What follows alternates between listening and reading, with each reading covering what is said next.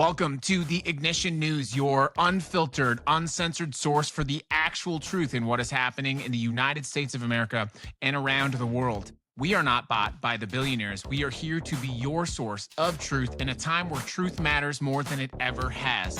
Be sure to follow along with your favorite platform on Spotify, Apple Podcasts, YouTube, or Substack. Let's get busy with the truth. Welcome to the Ignition News. Let's ignite.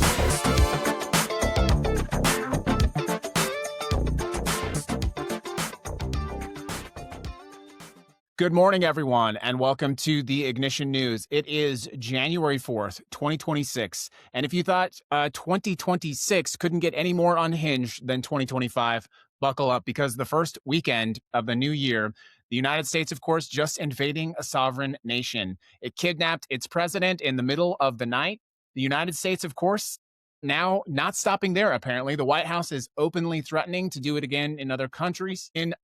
All while that's happening, of course, the president is calling your struggle to afford groceries a hoax, and his own health is, of course, deteriorating in real time. Stories, lies, and fabrications that the White House just can't simply keep straight. Canada is cutting ties with American health institutions because they can no longer be trusted. That's according to Canada. And nearly 4 years after Uvalde, we're finally seeing the first officer go to trial for standing by while children died. Good morning, everybody. Welcome to the Ignition News. We are broadcasting the show live, and we do distribute this on your favorite podcasting platform. Please consider subscribing, following along on the Ignition News. Just search the Ignition News in your favorite platform. Click follow, click like, and subscribe to watch the show. Every day we do record it live, but the cool kids follow the show, especially on Spotify, so that we can grow out.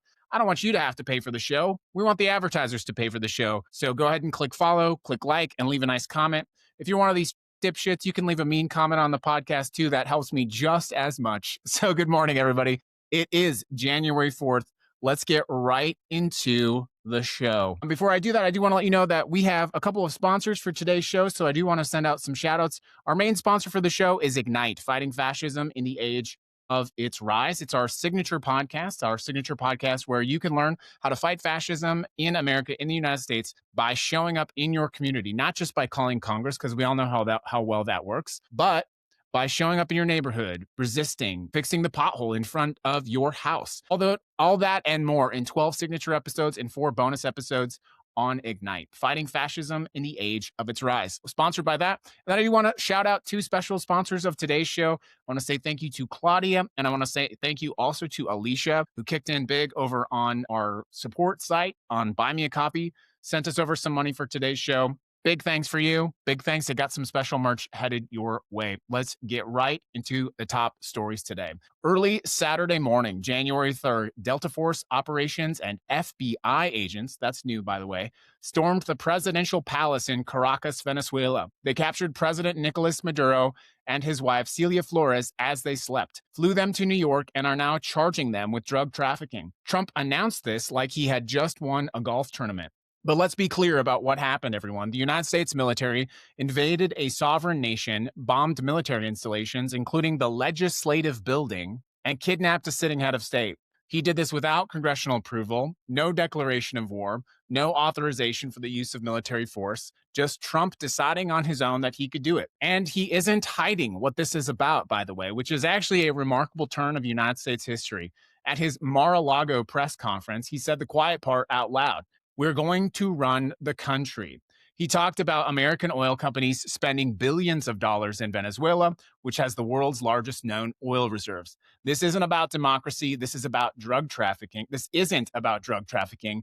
This is a regime change for oil, and the president said the quiet part out loud. But here's where it gets worse. Trump didn't stop with Venezuela.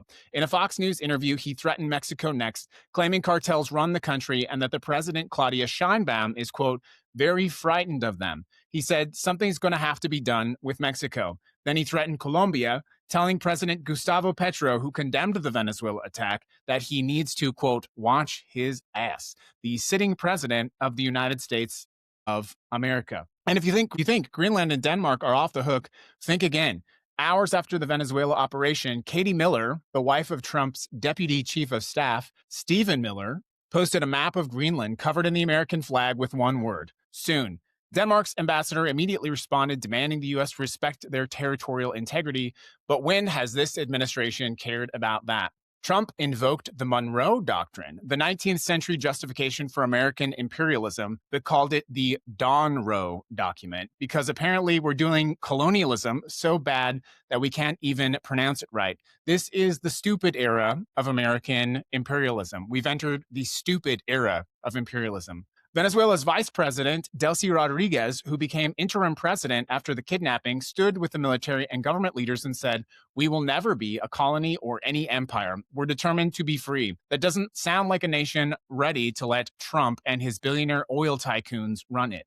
And of course, Congress. Well, they are on vacation, but Chuck Schumer and Hakeem Jeffries sent strongly worded letters via tweet condemning the actions, promising to get right on it when they're done with their Christmas vacation. Meanwhile, Americans struggle and suffer to pay their bills while we are worried about foreign military intervention. This is the most significant U.S. military intervention in Latin America since 1989, since the invasion of Panama, and Trump is threatening to do it again. A second wave of attacks if Venezuela doesn't comply. He's not even pretending to respect international law anymore. And of course, I need to remind you, fully 70% of the American public does not support this military intervention, does not support military action. And why is that? Because we can't afford to pay our bills, because groceries are skyrocketing, because jobs are falling faster. They're falling faster than any time in the last decade. Unemployment is stagnant. And by the way, we stopped tracking. Did you know this, by the way? Our unemployment number is so badly, not only is the government not reporting the data, but when you have exhausted your unemployment benefits, you are technically no longer counted as unemployed. So all around the country, millions of people who have exhausted their unemployment benefits are not actually considered unemployed by the United States government anymore. So the number is much higher than is being reported by the United States government. And that gets us to our second story. Welcome to the Ignition. Everyone, let's take a pause real quick. You can go ahead and click the link on your bio and TikTok. Go find the Ignition podcast. So let's take a little bit of a pause. And you can go ahead and subscribe to the show. We don't want you to have to pay for the show. We want the advertisers to have to pay for the show. So go ahead, click that link and follow, or search in your browser. Just go type theignition.news. Follow us on all of your favorite platforms. Listen, we can't do this forever if you don't follow us on the podcast platform. So whether you like Substack, or whether you prefer Apple, or you like YouTube, or you like Spotify, please go ahead and follow the show there. We're growing tremendously. We had 4 times the downloads of the show on Friday than we did on Wednesday. This is going to be our most downloaded episode yet. I'm very confident of it. And thanks everybody who's streaming along, whether that's Instagram, our live stream on Spotify, or on TikTok. We love TikTok. And let's get into the next story. I just talked about affordability and why we shouldn't be wasting our time on imperialism in Venezuela. But let's talk about how that's actually hitting and what the president is saying about it. While the president is busy doing the little weird chess thing on his little chessboard, playing international empire builder with your tax dollars, he's calling your suffering, your financial crisis, a hoax. That's right.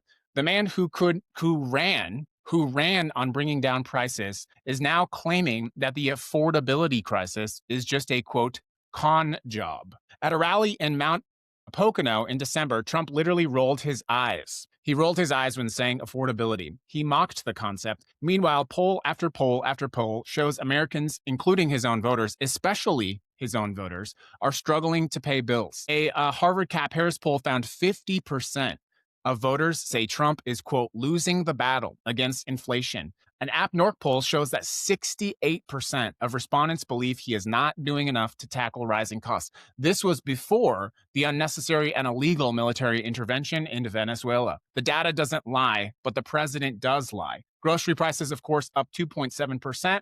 Grocery bills have climbed 49% since 2020. Coffee prices have surged 11.3%, bacon up 2.9%, beef prices continue climbing. I know people who just stopped buying beef because it's too expensive.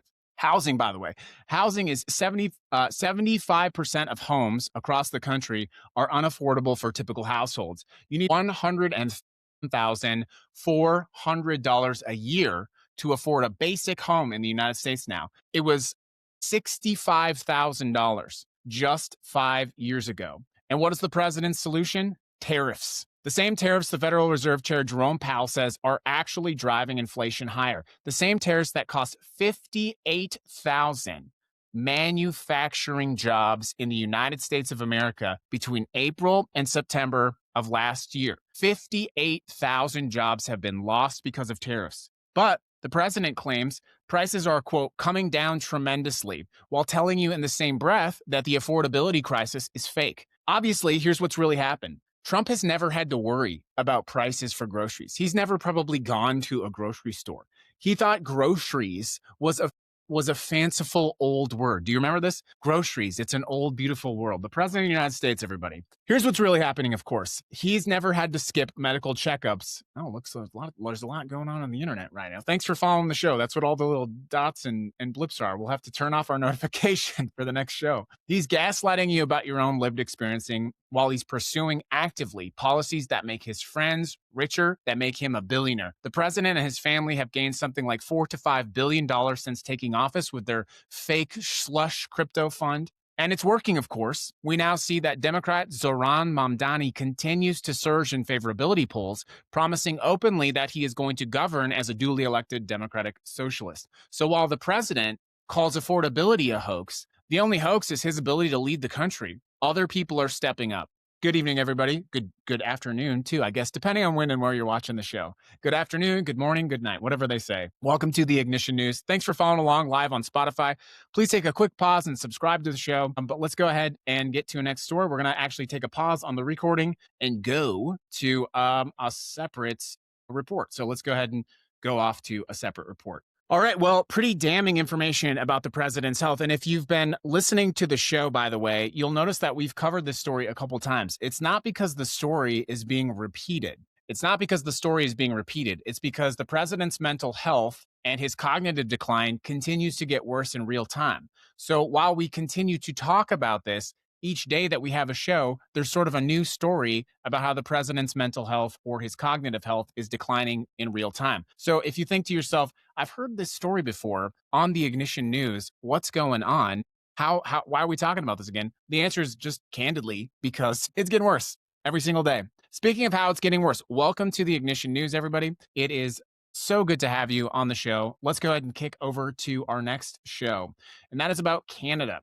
Canada cuts ties with U.S. health institutions. Here's a story that should alarm you even more. While we're talking about the president's rapidly declining health, Canada is talking about the reliability of data available for United States health institutions. And this should really worry you. The Canadian Health Minister, Marjorie Michael, said in a year-end interview that she can no longer trust American health institutions as reliable partners. Think about that.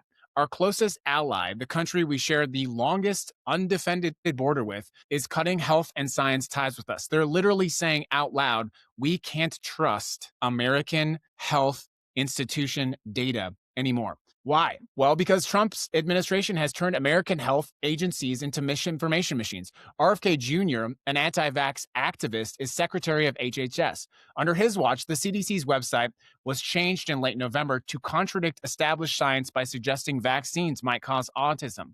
Of course, they don't. Former CDC officials have said the same information the agency posts about vaccines can no longer be trusted. Michael called this a big preoccupation and said Canada needs to look like other like-minded countries instead of the United States of America. This comes, of course, as Canada lost its measles-free status in 2025 after 5,000 cases, the highest since 1998. This includes one baby who died after being infected in utero. Experts cite misinformation as really the key factor for this. So while RFK Jr. and the Trump information spreads vaccine misinformation domestically, it's also destroying America's credibility internationally. So we have one of our longest standing allies talking about no longer being able to trust health information from the United States of America. It's a damning condemnation of the incompetence of this administration. Let's get into another story that I think is important and kind of tie in how this all ties together. It's about Uvalde. This is 4 years after this, by the way. Welcome, everybody, to the Ignition News. We're going to wrap it up with this final story here. Nearly 4 years after 19 children and 2 teachers were murdered at Robb Elementary School in Uvalde, Texas, the first criminal trial over delayed police response finally begins Monday, January 5th. And this is very good news. Former Uvalde School's public officer Adrian Gonzalez faces multiple charges of child abandonment and endangerment. Prosecutors allege he was among the first officers on the scene who failed to confront the shooter despite his active training. Instead, 77 minutes passed away while 400 officers waited outside as children and teachers were under attack. This is, by the way, a very rare prosecution. The legal challenge here is the police public duty doctrine. Of course, as you know, the Supreme Court has essentially said in a couple of cases that the police are technically not under any obligation to protect you. However, there is certainly a public interest in having police services which respond to, for example, our children being under attack. Gonzalez and former police chief Pete Arendo are the only officers currently charged. Why you're asking, why is this the case after nearly 400 officers responded? The district attorney has yet to comment as to why this is, but they're probably just doing this case as a trial to see what is the legal status, how does this go as an example. Now, the trial was moved to Corpus Christi, and obviously that's actually something I agree with. There was no chance that they're going to get a fair trial in Uvalde. The community is still very divided about this. Some parents ran for office unsuccessfully after this. The school building, by the way, is still empty. So now, we have the first police officers going on trial for failing to protect those children. Let me take a little bit of commentary and just say this as someone who has a child in school. Our children should not have to go to school every day and worry about this kind of thing. It's an absurdity. And if you sign up to be a police officer in the United States of America and you sign up, you put the badge on, you swear the oath to protect and serve your community, I expect you to go protect our children. I expect you to go in there. If you can't do that, go get a more dangerous job. Do you know what's more dangerous than being a police officer? Being a DoorDash driver. Do you know what's more dangerous than being a police officer? Being a dentist. Being a police officer is not inherently dangerous simply because you wear the badge. This constant cop worship in the United States of America is simply a predicate and an ancient remnant of slavery in the United States of America. And the idea that these police would hide behind constitutional or Supreme Court decisions essentially saying, legally, we didn't have to go protect the children as they were under attack. I'm sorry. If you sign up to take my tax dollars to be a police officer in the United States of America, be a fucking coward, not a fucking wimp. Or go be a DoorDash driver. No disrespect to DoorDash drivers at all. It's actually, as I said, a harder, more dangerous job than being a police officer in the United States of America. And if you break something while you're delivering DoorDash, guess what? You don't have qualified immunity. In a related story in Las Vegas, Nevada, there's been a lot of footage that's been coming out about how police responded to protests in June. And guess what? It's not good. You can see in recently released body camera footage that Las Vegas police officers actively attacked protesters, actively violated their constitutional rights. And they thought it was funny and cute at the time. They thought it was that they could go be little cowboys with their paintball guns. But guess what? Now they're getting sued. It's going to cost the city of Las Vegas millions of dollars. And you know what? I hope those protesters get fucking yachts. I hope they go out and they go on vacations on beaches. I hope they go out and they buy nice cars and they pay for nice fancy shit. I hope they have steak dinners every fucking night of their life for the next 2 years. You know why? Because those protesters who stood on the street, they were actually defending your constitutional rights. They were actually defending the Constitution of the United States of America. They weren't little bitches behind paintball cannons acting like heroes. And so I hope they get millions and millions and millions of dollars. And I hope those police officers finally have some accountability for being cowardly little bitches, thinking that because this president would protect them, that they could assault Americans exercising their right to free speech. Well, guess what? It's going to cost millions of dollars. And the taxpayers who stand by and do nothing, that's $1 million that doesn't go to your school fund. That's $1 million that doesn't fix your streets. That's $1 million that could hire more police officers or agents to help with homelessness. But instead, your county's writing checks out to the people actually protecting your constitutional rights. So you know what I say? Good. I hope the protesters who were illegally arrested, who were tackled to the ground, whose reputation was attacked, some of them who lost their jobs, I hope they fucking get yachts. I hope they buy nice houses in the nicest parts of town. And I hope they can afford to buy security. Because obviously the police have no interest in protecting, whether that's in Uvalde or whether that's your constitutional rights. So yeah, am I pissed that my tax dollars are going to go and pay settlements for police violence? Absolutely not. I would rather pay a settlement to uphold the constitutional rights of this country that I actually believe in than to support some little weekend warrior, thinks he's in the military, couldn't even get in the military, got fucking kicked out of everything else. So guess what? He got to be a cop in Las Vegas. Yeah, no. But that's not all, by the way. Those lawsuits could eventually result in what's called a Brady violation for that police officer. And that could mean that he's relegated and removed from certain police activity or duties. And that's good. It's good when we find corrupt police and we hold them accountable and they are fired. They should be fired. Las Vegas is one of the only police agencies in the country, by the way, that allows people fired for misconduct to come and be a cop. I'm sure in Uvalde, they're going to be hiring for police officers. So those officers in Las Vegas who shot protesters with pepper balls, guess what? You can go by, stand in Uvalde and do nothing. Certainly not protecting our children. I'm sorry I got on a little bit of a rant there. But I think people forget. I think they forget themselves. And they think, these police in their fucking cyber trucks, they're out there protecting and serving. I see all these little bootlickers. Good, we stand by the police. Well, guess what? The police don't stand by you. Most people don't realize that until it happens to them. Most people don't realize that until they need the police, till their house gets broken into. And guess what? 4 or 5 hours later, they show up. What do? Nothing. But you know, if someone says something mean to a politician on Twitter, oh, well, guess what? Your fucking door's getting knocked on. I saw, you get the point. There's not much more I'm going to be able to say. Let's talk about how all these stories wrap together. But before I do that, let's take a quick pause, everyone. Thank you for following the show, whether you're watching live on TikTok or Instagram or streaming live on our Spotify feed. I'm going to ask you one more time. First, I want to let you know that the show today is sponsored by Ignite, Fighting Fascism in the Age of Its Rise. It's our signature podcast, 12 episodes and 4 bonus episodes, teaching you how to fight fascism in your community by doing things and showing up, by being knowledgeable about the thing that we just talked about. Sponsored by Ignite. Find it on your favorite platform. And then again, I do want to shout out Alicia and Claudia, both for sponsoring today's show. Thanks for that. I appreciate you. If you want to sponsor the show, the link is in the bio to buy me a coffee. It helps to produce the show. It's a lot of work. And as you can see, I have to deal with a lot of shitheads on TikTok. But anyways, let's talk about how all these stories close together. Do follow the show on your favorite platform. So you have a president who invades countries without congressional approval. Then he's threatening more invasions, and he openly says, I'm doing this for oil and empire. And then you have the same president gaslighting you about your economic suffering while pursuing policies that actively make it worse. You have a 79-year-old leader who clearly has cankles, who's putting makeup on. I mean, we all know he puts makeup on his face. Looks like a spaghetti bowl after, you know, spaghetti bowl looks after the spaghetti's out.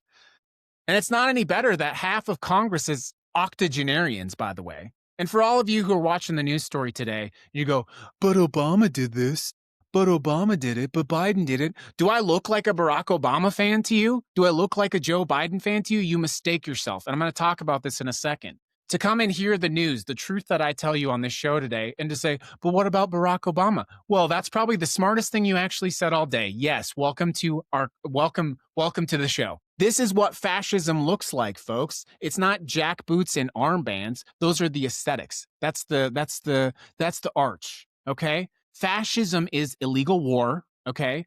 Gaslighting you about the condition of your health, about economy. It's allowing police not to serve and protect you. Meanwhile, the truth, you can't afford your groceries. Here's the thing.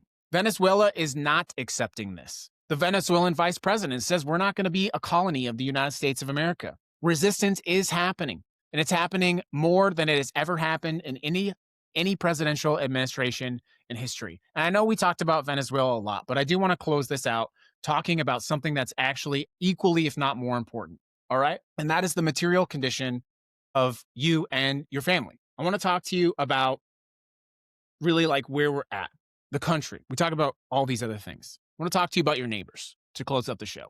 In America, in the United States of America, 771,480 Americans are homeless today. That is 18% higher than it was just a year ago. There are 148,000 homeless children. 5.9 million Americans live in poverty. If you actually account for food and rent, that number is 43.7 million people. 27.2 million Americans have no health insurance. 36% of Americans are underinsured. 38% of Americans with health insurance delayed care. They delayed their own care because they couldn't afford it. You have people in the country of America who have health insurance who can't afford. Thank you for subscribing. I just got a subscriber. Thank you. You have people in America who have health insurance, 38% of them delay care. And the result of that, by the way, 41% of those people said because they delayed health care, their health actively got worse. Credit card debt is $1.21 trillion in America. 12% of that credit card debt is 90 days past due. 12% of $1.21 trillion is 90 days or more past due. So we're spending money to go to Venezuela And we've got 12% of one, somebody do the math for me, just sitting there ready, right? There's 1 million eviction cases in America in 2024. 2.7 million families facing eviction right now. 47.4 million Americans are food insecure. Percent of Americans in the United States cannot afford a $400 emergency. That's 96 million people. There are 28 million people in Venezuela. Three times over in America can't afford a $400 emergency. 3 times the population of the country we just invaded in our own shores, in our own borders, and our own land, our own soil. This president, this administration loves to talk about birthright citizenship. I guarantee you that the vast majority of those millions and millions of people were born here in this country, born at a time when it was more affordable, born at a time when there was a better chance and a better grasp at this. And so, yes, we're going to continue to talking about the illegal war in Venezuela, but we're not going to forget talking about the war on the American public. The billionaires are at war with us. Do you know why they're investing in it? Aside from the fact that AI is a bubble, it's going to pop, and we've talked about this many times. Do you know why they're investing in AI and robotics? There is a fury to get AGI and robotics. It's because they want to replace you.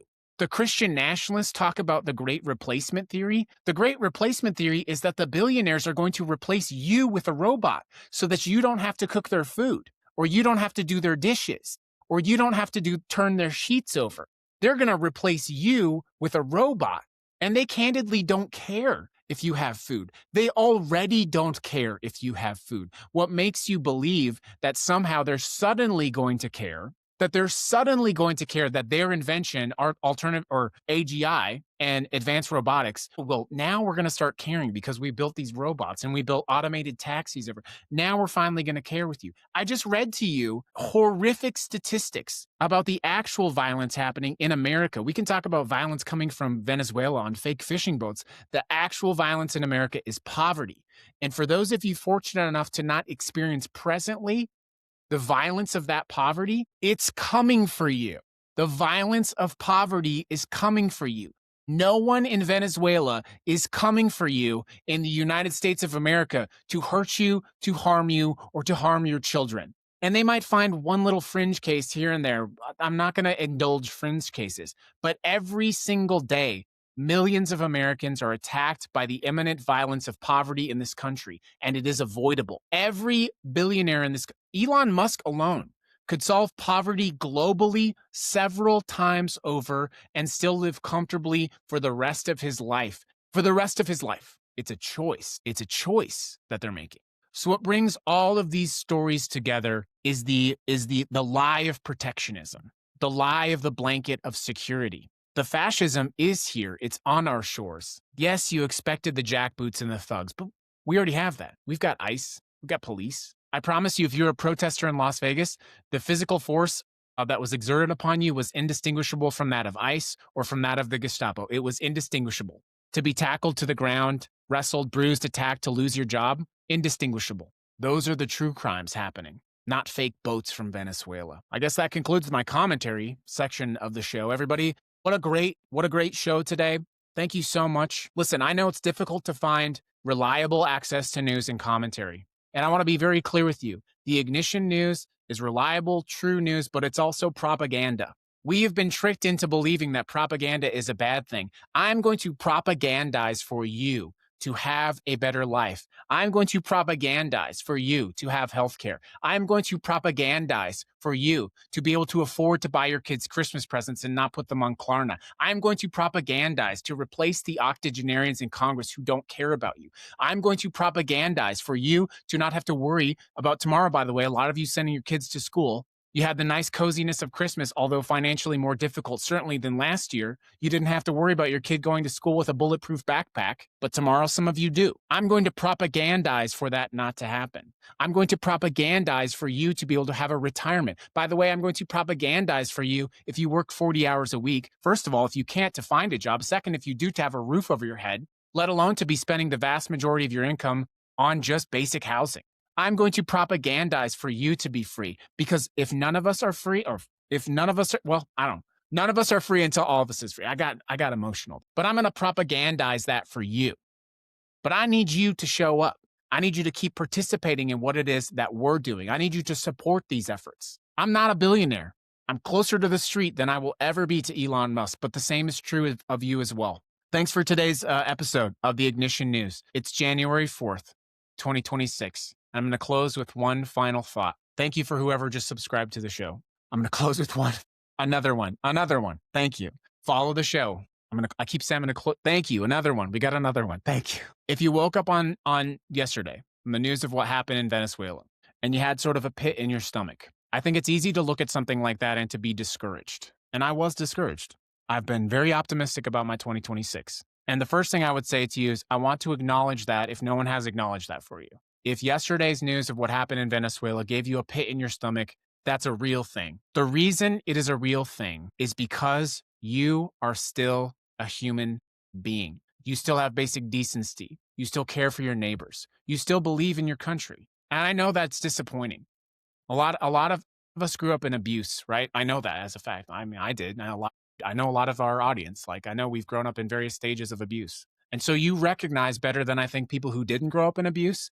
You recognize what it's like to have someone harm you just to harm you and to look the other way, not even breathe a little bit differently after they've done it. I don't feel that way about you. I know what it's like to be hurt by a power, by a parent, by a country, by the police, by economic violence. You are not alone. And there is nothing wrong with you. You did not do anything wrong. You did not do anything that makes you any less than anyone else. And the fact that you woke up today, the 4th, and yesterday was challenging for you, you are stronger than most people. If no one's told you that today, I want to be the one to tell you that. You are stronger than most of the people because the weakest thing you can do right now, is put your head down and just like, what are you talking about? Venezuela, I don't do politics. I don't do any of this shit. Well, guess what? Politics is doing you. It's killing your neighbors. It's killing people in foreign countries. It's making your life more difficult. You not doing politics makes everyone's life worse. So buck the fuck up. The last thing I'm going to say, I promise the last thing. I remain optimistic about 2026. I hope you remain optimistic about 2026. There is resistance in this country. There is resistance on the streets, in your neighborhood, and there is a growing populace of people in the United States of America who, like myself, say, fuck the Democrats, fuck the Republicans, fuck everyone else. This is our country, and we're going to take it back. And you got plenty of neighbors out there who might have voted against themselves in this election. But I want to tell you one, I'm not going to say that. It's part of the same thing. We can't take this country back until we break the artificial balance and lines between those people. And it's not going to be everybody, but it is going to be some people. It's going to be some of your neighbors, your friends, and your family. And if I can invest in caring for you, I'm going to ask you to invest in caring for them. Really great show, everybody. Really great show. We'll see you back on January 5th for the Ignition News.